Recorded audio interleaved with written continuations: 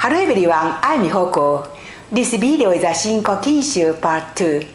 For the basic knowledge about the Shin Kokinshu, please watch my video, the Shin Kokinshu Part One. In the early 13th century, when the Shin Kokinshu was compiled, people of a certain status composed poems on a daily basis. In addition to composing about what they saw and felt, they often compose about the given subject.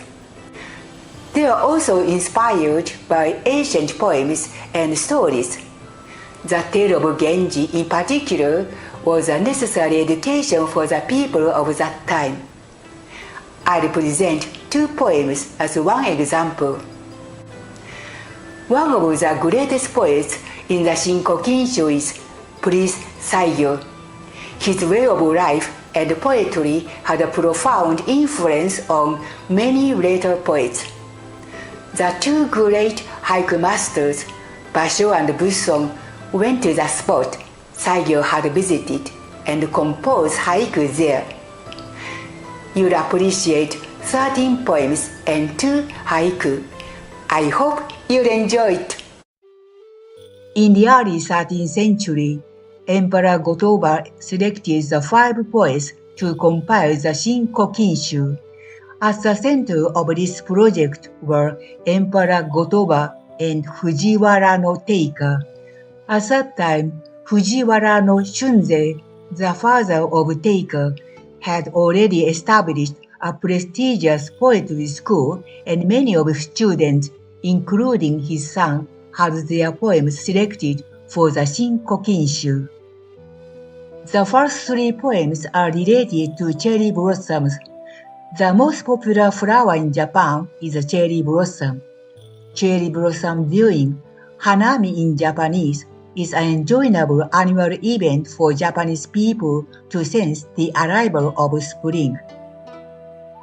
The first recorded hanami was held in the early 9th century. The emperor of that time enjoyed hanami, and it became an annual event sponsored by the emperor. Since the Kokinshu, the first imperial anthology compiled in the early 10th century, cherry blossoms have been a symbol of spring and have been mentioned in many poems. Weeping cherry tree and double cherry tree had already existed at that time. First, I'll show you the poem by Shunzei's daughter, although she was actually his granddaughter. Emperor Go-Toba frequently held poetry contests. His intention was to increase the number of excellent poems for the Shin Kokinshu.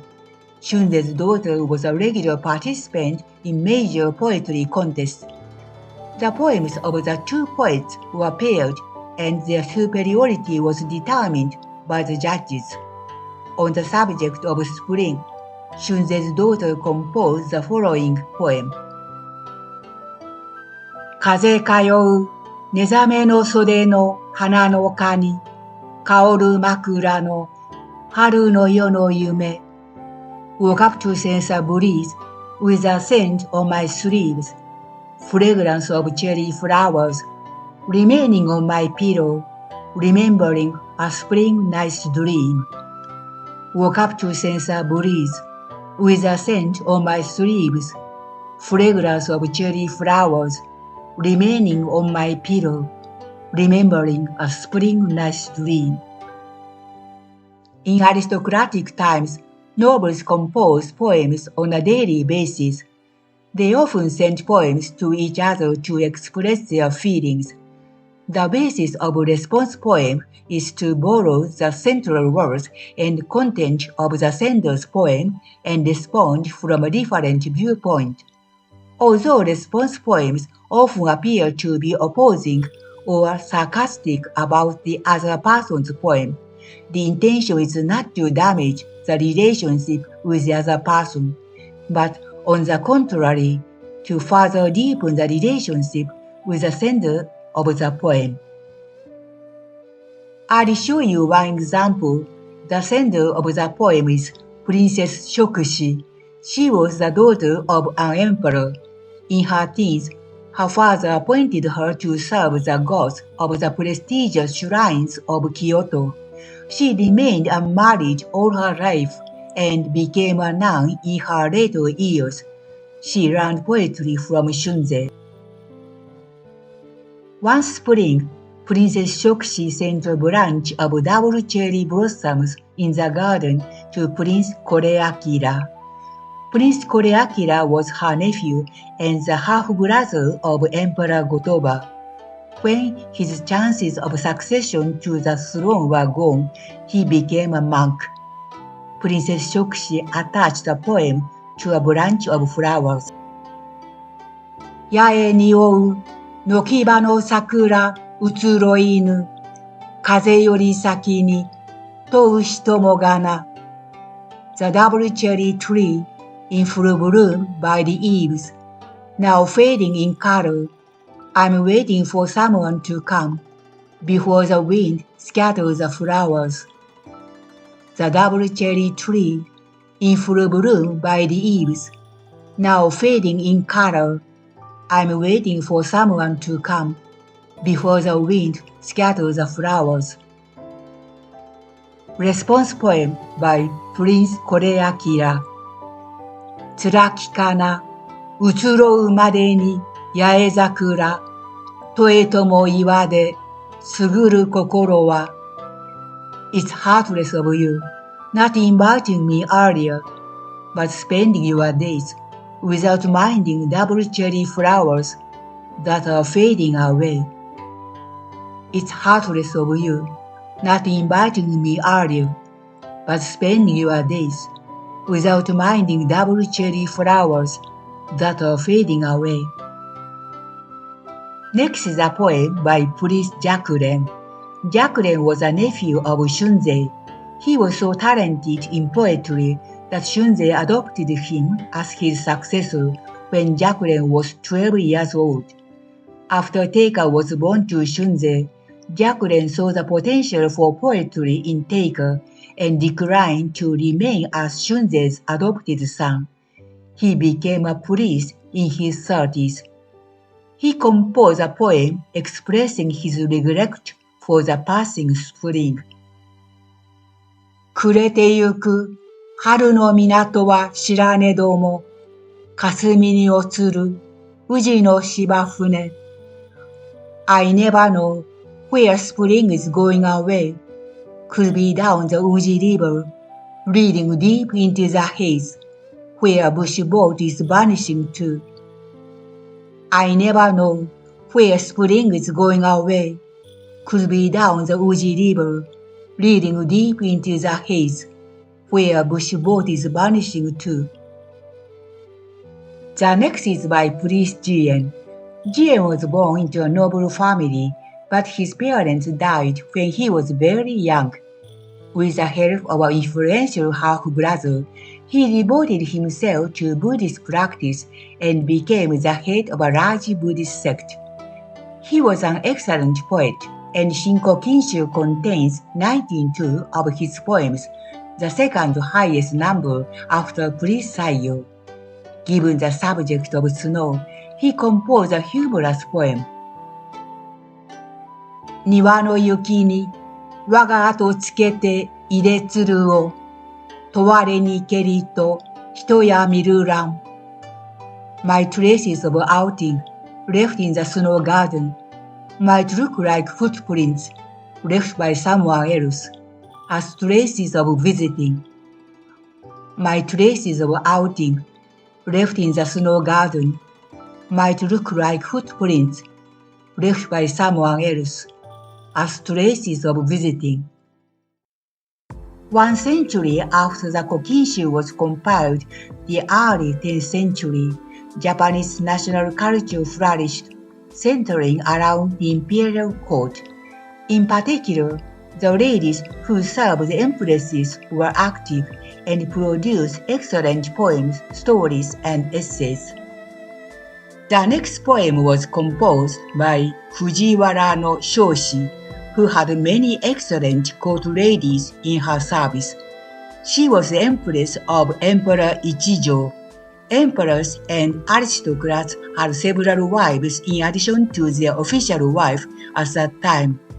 Emperor Ichijo, however, already had an official empress when Shoshi became empress. This was unprecedented in history because the fathers of the two empresses were brothers, and there was a power struggle between the two families. Shoshi entered imperial court as empress at the age of 12, and Emperor Ichijo was 20 years old. The emperor loved his first empress very much, but with the death of her powerful father, she lost her great support at court. By the death of his elder brother, Shoshi's father, Fujiwara no Michinaga, obtained the most influential position at court. He wanted his daughter to become empress. To facilitate court politics, the young emperor could not refuse the request. As Emperor Ichijo was very interested in literature and refined culture, the salons of his empresses and wives were full of glamorous atmosphere. One of the court ladies who served the first empress was Seisho Nagon. She wrote essays about her daily life at court and the splendor of the empress. They are called pillow book and have been translated into many languages and read all over the world.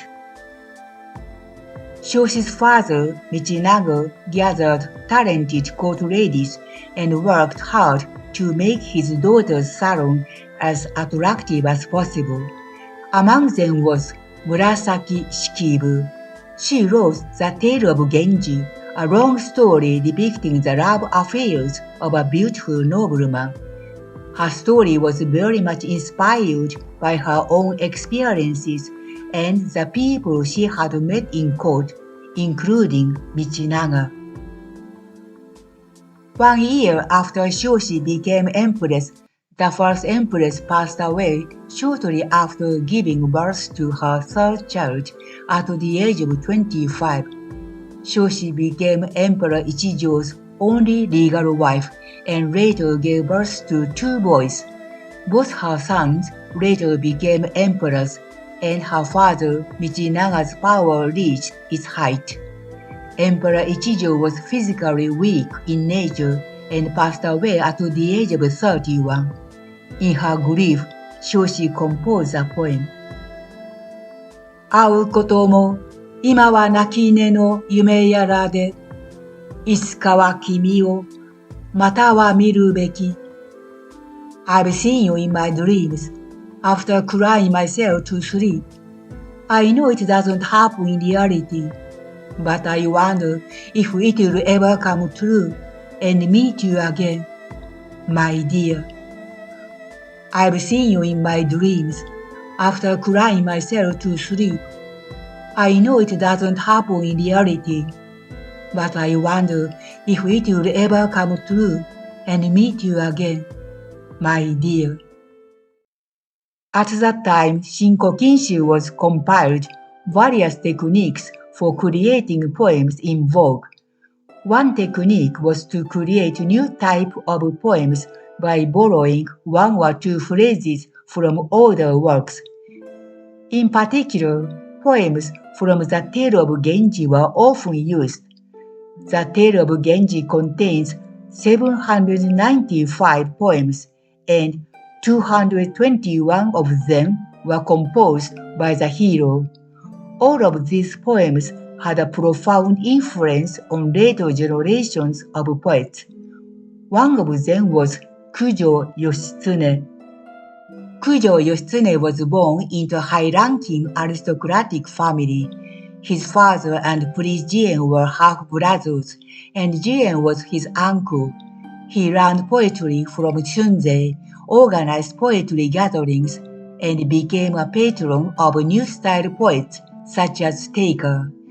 He was banished from the imperial court by his father's political rival, but returned to politics 4 years later. He was highly trusted by Emperor Go-Toba and wrote the Japanese kana preface to the Shin Kokinshu. The Shin Kokinshu contains 79 of his poems, the third largest number after Prince Saigyo and Prince Jyakuren. The first volume begins with one of his poems.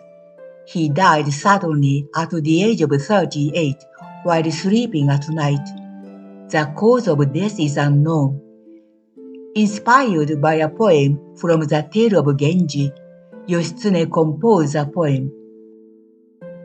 身に添えるその面影も消えななん夢なりけりと忘るばかりに How I wish I could forget all about you, believing that it was all a dream, since I just can't get you entirely out of my mind. How I wish I could forget all about you, believing that it was all a dream, since I just can't get you entirely out of my mind. Next is a poem from the Tale of Genji that inspired Yoshitsune. 明け暮れの空に雪には消えななん夢なりけりと見てもやむべく How I wish I could vanish this painful life into the dimly lit sky before dawn, for me to dismiss it all as nothing but a dream. How I wish I could vanish this painful life into the dimly lit sky before dawn, for me to dismiss it all as nothing but a dream. The next poem is by Minamoto no Michichika. When he came of age as a court noble, the samurai government had risen to power in Kamakura, and the political situation was unstable in the relationship with the court noble's government in Kyoto, with the emperor at its head. He increased his political power at the court by trying to successfully connect with the influential people of the time and having his daughter become one of the emperor's wives. He banished his political enemy Kujo Yoshitsune and his father from the imperial court and established his powerful authority at the court. 4 years later, he returned Yoshitsune to the court. When his eldest son passed away at the age of 31, he composed a poem at his grave out of grief. 遅れいて見るぞ悲しき儚さを浮みの跡と何頼みけん So sad to outlive my son and have to see his grave. Life is so fleeting, and I was so foolish to believe that I was supposed to lie here. So sad to outlive my son and have to see his grave. Life is so fleeting, and I was so foolish to believe that I was supposed to lie here. Fujiwara no Ietaka was a nobleman and one of the 5 compilers of the Shin Kokinshu. He studied poetry under Shunzei. He was a poet who was admired along with Fujiwara no Teika. On the subject of travel, he composed a poem. 明けばまた来ゆべき山の峰なれや空ゆく月の末の白雲 Moon is tilting toward the floating white clouds. Another mountain peak would be there for me to go beyond when dawn breaks. Moon is tilting toward the floating white clouds. Another mountain peak would be there for me to go beyond when dawn breaks. Fujiwara no Teika was the son of Shunzei. Highly evaluated as a poet by Emperor Go-Toba, he played a central role in the compilation of the Shin Kokinshu together with Emperor Go-Toba. Teika was born when his parents were in their 40s and grew up very loved. When his mother died, he was greatly devastated. A few months after his mother's death, he visited his father in the house where he had lived with his parents. Leaving the family home, he left behind a poem he had composed. 玉浦の梅雨も涙もとどまらず、泣き人こうる宿の秋風。Never cease to drop the dew and tears. Autumn breeze blows in the garden, while I miss my dear, and her memories there. Never cease to drop the dew and tears. Autumn breeze blows in the garden, while I miss my dear, and her memories there. The next is a poem by Fujiwara no Shunzei. Shunzei was a court nobleman, together with his disciples, including his son Teige and nephew Jyakuren. He created a new style of poetry.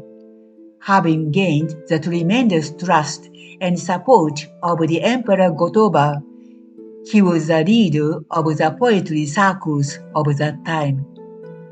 One rainy spring day, he composed a poem and sent it to a woman he was secretly dating. 思い余り、そなたの空を眺むれば、霞を分けて春雨ぞ降る。Couldn't help thinking of you, turned to the direction of you. From the sky I was watching. Spring rain came falling down through a haze all around.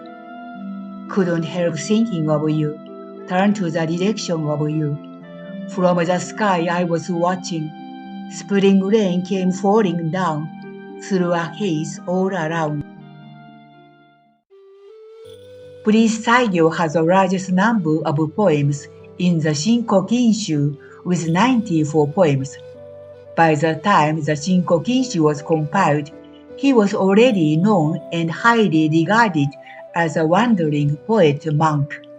Many poets of later generations, including the great haiku masters such as Basho and Buson, followed in Saigyo's footsteps.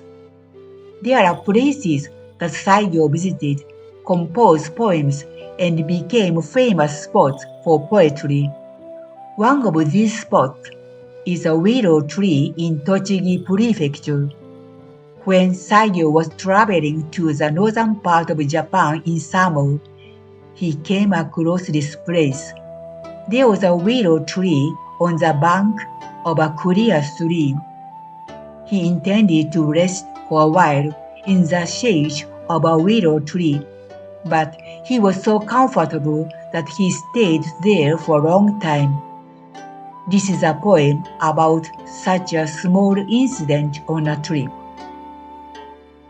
道の辺に清水流るる柳陰、しばしとてこそ立ち止まりつれ。Alongside the road, clear stream was flowing. I meant to stop for a moment under the shade of a willow tree, ending up staying longer. Alongside the road, clear stream was flowing. I meant to stop for a moment under the shade of a willow tree, ending up staying longer. Hundreds of years later, two great haiku poets who admired Prince Saigyo visited this spot and composed haiku. Haiku by Basho. 田一枚植えて立ち去る柳かな。A patch of rice, planting and leaving only the willow. Haiku by Buson. 柳散り、清水枯れ石、ところどころ。Willow leaves fallen, the clear water gone dry, stones here and there. This is the end of Shin Kokinshu Part Two. Thank you for watching.